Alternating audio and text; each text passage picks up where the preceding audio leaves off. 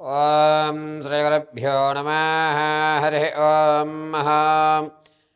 గణానాం త్వా గణపతిగుం భవామహే కవిం కవీనాముపమశ్రవస్తమం జ్యేష్ఠరాజం బ్రహ్మణాం బ్రహ్మణస్పత ఆనశృణ్వన్నోతభేసీధసాధనం శ్రీమహాగణాధిపతయే నమః. ప్రణో దేవీ సరస్వతి వాచేభిర్వాచనీవతే ధీనామవిత్రేవతో శ్రీమహాసరస్వత్యై నమః. శ్రీగురుభ్యో నమః. హరి ఓం. అందరికీ కూడా నమస్కారం. ప్రతి ఒక్కరికి కూడా పార్వతీ పరమేశ్వర అనుగ్రహం కలుగుతూ ఆయురారోగ్య మనోవాంఛనలు కలుగుతూ ఉండాలని మనస్ఫూర్తిగా కోరుకుంటూ ఈ నవంబర్ నెలలో తులాలగ్నం నందు శుక్రుల్లో రవి అదేవిధంగా చంద్రుడు బుధుడు ప్రవేశించడం, దానివల్ల కలిగేటువంటి మార్పులు అంటే నవంబర్ 10వ తారీఖు నుంచి 25వ తారీఖు వరకు కూడా కొన్ని రాసుల వారికి రాజభోగం అనేటువంటిది ఏర్పడుతోంది. ఏ రాశి వారికి ఈ రాజభోగాలు ఏర్పడుతున్నాయి? కొంతమంది ఆర్థికంగా అప్పులు తీర్చి ప్రశాంత వాతావరణాన్ని నెలకొల్పుకుంటున్నారు. అందులోనూ శుక్రుల్లో చంద్రుడు ప్రవేశించడం వల్ల అద్భుతమైనటువంటి అవకాశం కలిగేటువంటి గోచర జరుగుతుంది.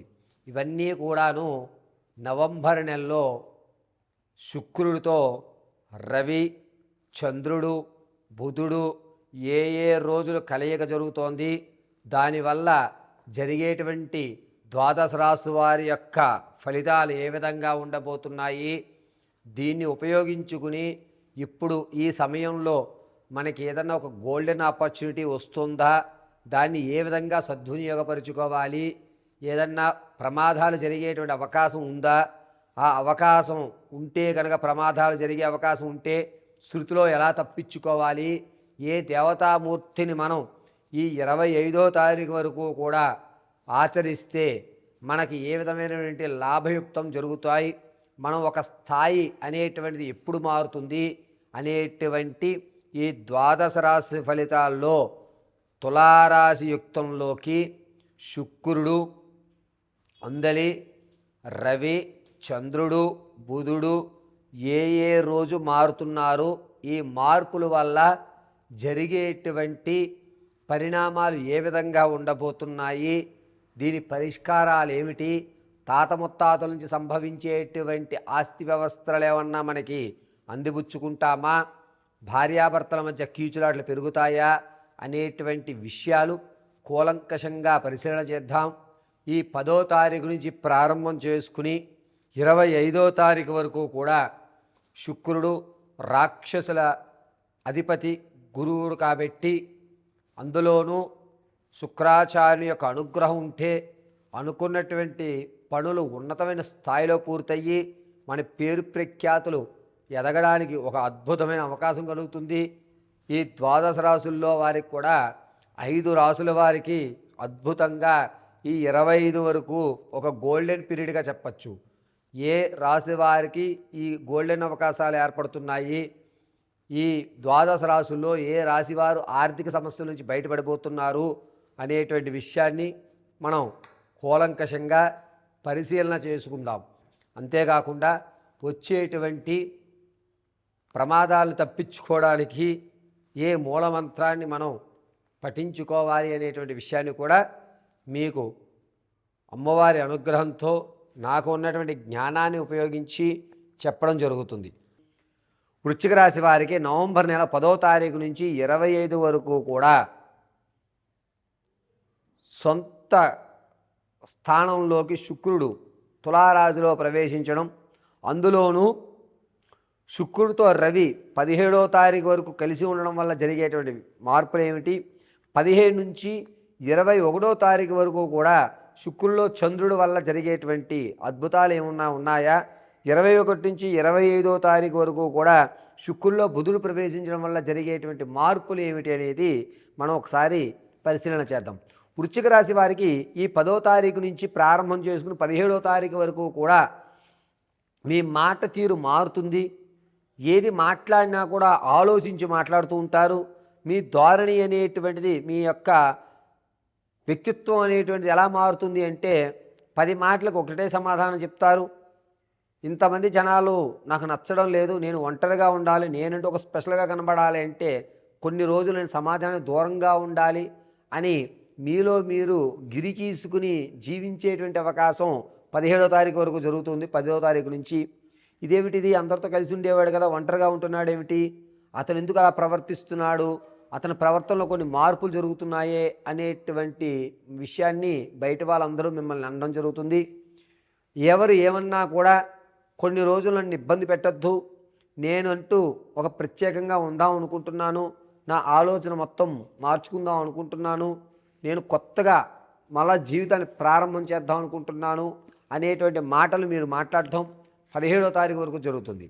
17వ తారీఖు నుంచి 21వ తారీఖు వరకు కూడా శుక్రుల్లో చంద్రుడు ప్రవేశించడం, దీనివల్ల మీరు ఎక్కడైతే అగౌరవపడుతున్నారో ఆ స్థలంలోకి మీరే కావాలని ప్రవేశించి, నేను ఇది కాదు, నాకంటూ ఒక వైవిధ్యం ఉంది, నేనంటూ ఒక వ్యక్తిగతంగా ఒక ఉన్నతమైన స్థాయిలో ఉన్నానని మిమ్మల్ని మీరు ప్రూవ్ చేసుకునే అవకాశం ఏర్పడుతుంది.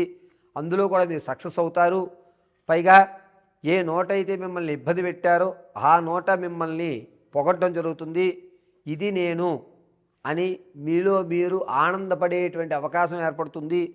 కానీ 10వ తారీఖు నుంచి 17 వరకు కూడా కొంచెం మైండ్ డిస్టర్బెన్స్ అవ్వడం, ఆధ్యాత్మికం వైపు కానీ, చీకటి గదిలో ఉండాలనే ఆలోచన కానీ, సమాజానికి దూరంగా ఉండాలనే ఆలోచన కానీ, నేను ప్రిపేర్ అవ్వాలి, వీళ్ళకి తగు సమాధానం చెప్పాలి అంటే నేను కొంత సాధన చేసి వాళ్ళ ముందు నిలబడాలి అని ఒక కసితో 10వ తారీఖు నుంచి 17 వరకు కూడా ఆలోచనలు మారుతాయి.